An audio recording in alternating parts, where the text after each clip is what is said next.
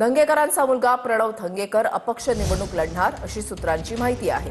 प्रभाग 24 मधून धंगेकरांचा मुलगा अपक्ष निवडणूक लढणार असल्याची सूत्रांची माहिती आहे। प्रभाग क्रमांक 24 भाजपकडे राहणार असल्यानं धंगेकरांचा मुलगा अपक्ष म्हणून निवडणूक लढणार आहे। भाजपकडून शिवसेना नेते रवींद्र धंगेकरांची कोंडी करण्याचा प्रयत्न करण्यात आला आहे। आमचे प्रतिनिधी अजिंक्य धायगुडे आमच्या सोबत आहेत आणि त्यांच्यासोबत आहेत रवींद्र धंगेकर।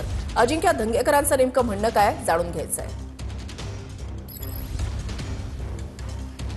अगदी बरोबर आहे। पुण्यात भाजप आणि शिवसेनेतील जागा वाटपावरून संघर्ष वाढताना दिसतोय। खरं तर रवींद्र धंगेकर यांचा मुलगा प्रभाग क्रमांक 24 मधून इच्छुक आहे आणि गेल्या अनेक दिवसापासून निवडणूक लढवण्याची तयारी देखील करतोय। मात्र भारतीय जनता पार्टीकडून रवींद्र धंगेकरांच्या मुलाची जागा दिली जात नाहीये। त्यामुळे आता प्रणव धंगेकर जो रवींद्र धंगेकरांचा मुलगा आहे तो अपक्ष निवडणूक लढवणार असल्याची माहिती समजते। माझ्यासोबत रवींद्र धंगेकर आहेत।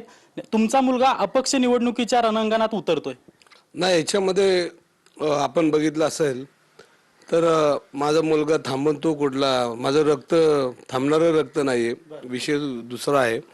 विषय परत चालू कर। तर ह्याच्यामध्ये सुरुवातीपासून त्याला आम्ही ह्या राजकारणामध्ये आणायचं ठरवलंय आणि आपण बघितलं असेल तर पहिल्यांदाच कसबा गणपती जे आराध्य दैवत आहे त्याचं नाव त्या वार्डातनं काही शक्तीने उडवलं होतं, पण त्याने आंदोलन करून परत त्या वार्डाला कसबा गणपती म्हणून नाव आणलं आणि मला त्याचा अभिमान आहे। आणि आता अपक्ष निवडणूक लढवणार तुमचा? नाही, आता जे मी शिंदे साहेबांशी चर्चा करणार आहे, पण माझं रक्त थांबणारं नाही, कारण शिवरायांचा वारसा असलेलं रक्त आहे। मग युतीचं काय?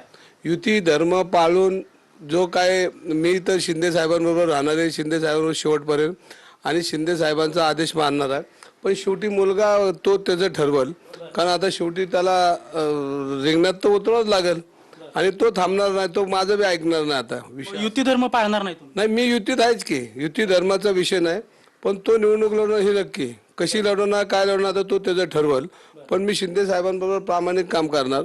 आणि युती धर्मामध्ये आपण बघितलं असेल तर आता युती धर्मामध्ये लाचार होऊन युती धर्म करणार नाही। ज्या पद्धतीने लाचार होऊन युती धर्म पाळणार नाही याचा अर्थ? लाचार म्हणजे ज्या पद्धतीनं आज त्यांचे काही लोक आमच्या लोकांशी बोलतायत त्यामध्ये आमच्या शिवसैनिकांच्या भावना तीव्र आहेत आणि शिवसैनिकांना अशा पद्धतीने वागणूक देणं योग्य नाही। म्हणजे शिवसेनेतील कार्यकर्त्यांना लाचारी पत्करावी लागते भाजपसोबत युतीत? नाही, ही आता जी चाललंय हे लाचार असल्यासारखं चाललंय। 2 घ्या, 5 घ्या, 4 घ्या, 3 घ्या, 2 घ्या आणि ते ठरवणार उमेदवार। आम्ही ह्याला देतो त्याला देतो असं कुठं चालतं का? ज्या निवडणुका जिंकणारच नाही ते वाढ आम्हाला कशाला देता तुम्ही? आणि हे कोणतरी बोललं पाहिजे। आणि याच्यामध्ये मी काल पक्षाशी बोललो, म्हणलं या जागा निवडून येणार नाहीत, ह्या जागा आपल्याला काय घेताय? म्हणजे भारतीय जनता पार्टीकडून ज्या जागा निवडून येऊ शकत नाहीत त्या शिवसेनेला दिल्या, त्या शिवसेनेला देतात आणि झाली होती आम्ही एवढी आमची ताकद आहे एवढं, असं नाही होणार।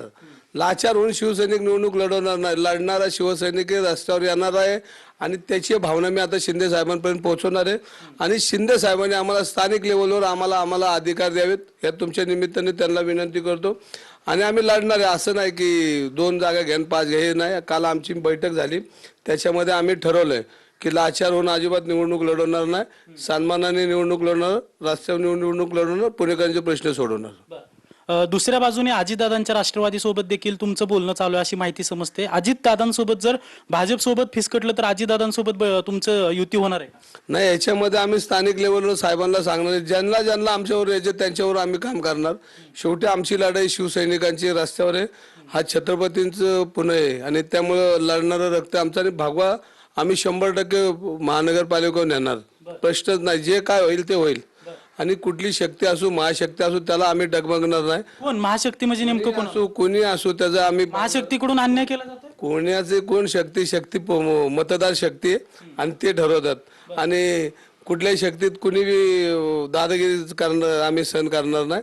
आणि म्हणजे तुमचा आरोप आहे दादागिरी चालू आहे? ही दादागिरी चालू आहे आणि ही दादागिरी खपून घेणार नाही। मी एकनाथ शिंदे साहेबांशी बोलतो।